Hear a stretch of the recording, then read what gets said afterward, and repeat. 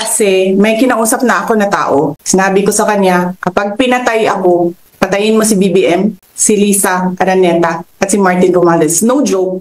VP Sara's kill order versus first couple is being taken seriously. Seryosohin nyo ho talaga yan. At sa palagay ko, mga kotsero, dagdagan pa ho natin ang ating pagsiseryoso dito. Tanggalan nyo ng security si Sara. Meron pong emergency, mga kotsero. It has come to our attention na meron ng assassination plot kay PBBM. Matindi yung nangyari in the past, 12 hours? Grabe yun. Napakawalang hiya talaga ng vice. Alam nyo, mali talaga. If we only knew, kung alam lang natin lahat, mga kotsero, na ganito kabaliw ang vice-presidente natin. Papanoorin natin yung buong eksena ng pagwawala ni Sara Duterte. Pero gusto ko lang muna i-highlight ito. I want to give this a longer exposure, kumbaga. Itong sinabi niya na ito. Pakinggan nyo maigi yung kanyang mga sinabi. Sa security ko, kasi may kinausap na ako na tao. Sinabi ko sa kanya, kapag pinatay ako, patayin mo si BBM, si Lisa Araneta, at si Martin Gomales. No joke. Nagbilin na ako, ma'am. Pag namatay ako, sabi ko, huwag ka tumigil hanggang hindi mo mapatay sila. And then he said yes. So, alam mo, ma'am, yan ang lagi kong sinasabi sa Makabayan Blanc nung mayor pa ako. Ang laban, wala dyan sa EDSA, ma'am. Wala dyan sa mga highway. Ang laban, ma'am, nandun sa loob ng palasyo. Yan ang problema.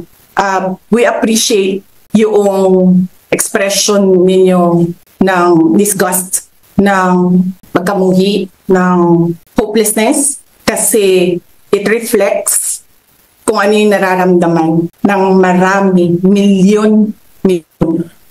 Alam ko yan, ma'am, kasi kahit saan ako pumunta, kayo ang sinasabihan, binoto namin yan dahil sinabi mo, iboto namin. Walang ganun. Baliktad. Binoto ka namin dahil sinabi ni Presidente, iboto ka. Napakalaking pagkakamali. Siguro ito lang yung kaisa-isang pagkakataon na sasabihin ko na sana hindi ko sinunod si Presidente. Huwag kang feelingera, Sara Duterte. Sampid ka lang sa politika sa Pilipinas. Nakiride kayo sa mga Marcoses, tapos ngayon mag-aangas kayo ng ganyan. Akala nyo pag-aari nyo na buong Pilipinas? Akala nyo pag-aari nyo ang House of Representatives? Ang titigas na mga festlocks nyo? Kayo mga Duterte kayo? Milyon. Diyos ko! At most, 1 million at most. Sagad na yun. Mahihirapan pa. Nakiride lang kayo sa mga Marcoses, as feeling nyo. Tumungtog lang kayo sa Kalabaw, feeling nyo, kayo lang may-ari ng buong Pilipinas. Etong sinabi niya na to, na meron siya ay kumuha ng active shooter kay Presidente, siniseryoso ng Malacanang, ng Office of the President. VP Sara's kill order versus first couple is being taken seriously, sabi ng palasyo. Nagsabi na rin, ang nagsabi dito si Lucas Bersamin. Sabi, any threat to the life of the President must always be taken seriously. More so that this threat has been publicly revealed in clear and certain terms. Acting on the Vice President's clear and unequivocal statement that she had contracted an assassin to kill the President if an alleged plot against her succeeds, the Executive Secretary has referred this active threat to the Presidential Security Command for immediate and proper action. Tama po yung ginawa ni Secretary Bersamin. Seryosohin nyo ho talaga yan. At sa palagay ko, mga kotsero, dagdagan pa ho natin ang ating pagsiseryoso dito. Tanggalan nyo ng security si Sara. Tanggalan ng security yan, hindi ho niya deserve. Ibalik niya sa bare minimum. 80, sagad na. Bumubuo siya ng private army. That's her potential private army. At the same time, mga kotsero, umpisahan na natin yung proceeding sa impeachment. Anak ka ng tipaklong.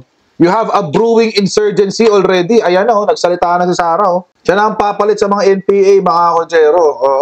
Kung kailan patapos na, paubos na mga NPA. Nagsusukuan na, pawala na ang NPA. Si Sara naman ang papalit. Mga Duterte naman ang papalit. Galaw-galaw na kayo dyan. Ano sasabihin? Hyperbolic statement na naman. Palusot na naman ang mga Duterte balahura supporters. Hindi, ano lang yan. Alam nyo naman, si Sara, matapang lang magsalita yan, hyperbolic statement lang yan, etc. etc. No, hindi naaabot. Hindi na pwede. Uwi ka na lang ng Davao, doon ka mag-angas. Wala nang ang kwenta, wala pang contribution, magnanakaw pa. Wala namang matinong nako-contribute sa Pilipinas. Wala nang ang kwenta yung OVP, wala nang ang kwenta yung DepEd nung siya yung secretary. Nag-aangas pa, akala mo napaka-importante niyang tao. as if hindi binigay ng tao sa kanya yung kanyang experience, yung kanyang pagiging vice-presidente. Miss, hindi ko ayaw siya tawaging VP, Sara Duterte, baka nakakalimutan mo. Kami ang naglagay sa iyo diyan. Taong bayan ang naglagay sa iyo diyan. Yung 32 million na pinagyayabang mo, wala pang 1 milyon ang DDS doon. Mahiya ka sa balat mo. Lang yan, alam nyo mga kotsero, kung panahon ni Duterte to, imagine niyo kung si Lenny ang nagsalita ng ganyan kay Duterte. Nakakulong na si Lenny ngayon. Simpleng teacher nga lang. Nag-joke sa X. Pinadampot.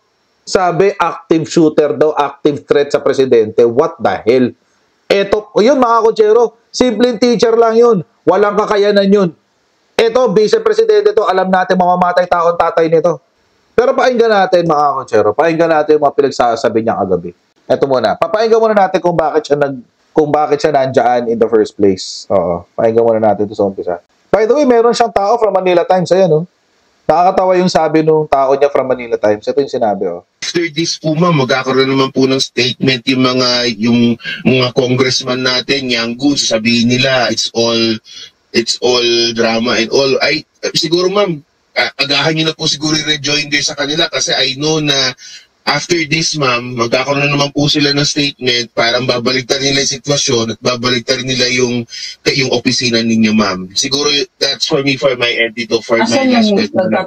Alam niyo, that's weird. Alam niyo, that's weird, no? Kasi ang alam ko, taga Manila Times to eh. Red something ang pangalan. Taga Manila Times yan eh.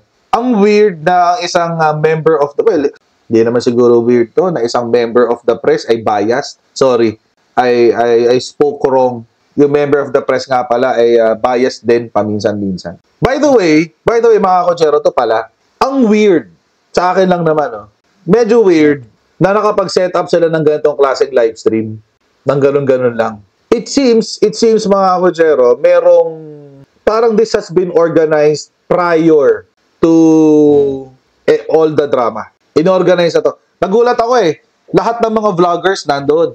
Oo, lahat ng mga DDS vloggers, mga DDS bubu vloggers, nandoon lahat. Tapos you have 2 members of the press. So it seems mga kotsero, this has been organized prior. So baka nag-iintay lang sila ng go signal, o eto na, lalarga na tayo, game na. O, dyan silang lahat. Ang bilis eh. Ang bilis. Imagine, they have all the time in the world to plan this kind of publicity stunt. Alas 3 ng madaling araw, nandun lahat ng mga bubu-vloggers ng mga DDMs. Kompleto. Nagsasalita nga silang lahat eh. Kompleto. Tsaka vloggers lang ha, tsaka 2 members of the press. Yung mga mga nagtutulak lang ng propaganda nila. Ganun. But anyway, tuloy natin. Sorry. Kasi ganito yan. Alam natin lahat, di ba? Sobrang kahayahay ang House of Representatives. Wala yan silang trabaho ng Friday. In fact, inaantay namin ang request, ang MR, ni Attorney Lopez. Dalawa kasi kaming lawyers working here. Ako yung nasa loob na lawyer, nasa loob ng room, and then there's another lawyer outside of the room. Bawal yun. So dalawa kami na nagtatrabaho. So is the Vice President functioning as the counsel of Zulaika Lopez? Bawal yun. She can't do that. Bakit? She's an elected official. Nasa Constitution yun. President, Vice President, Congressman, Congress, members of the Congress, at syempre, yung mga justices, if I'm not mistaken, hanggang sa level ng commissioners, if I'm not mistaken. Hanggang sa level ng commissioners. I could be wrong dun sa commissioners.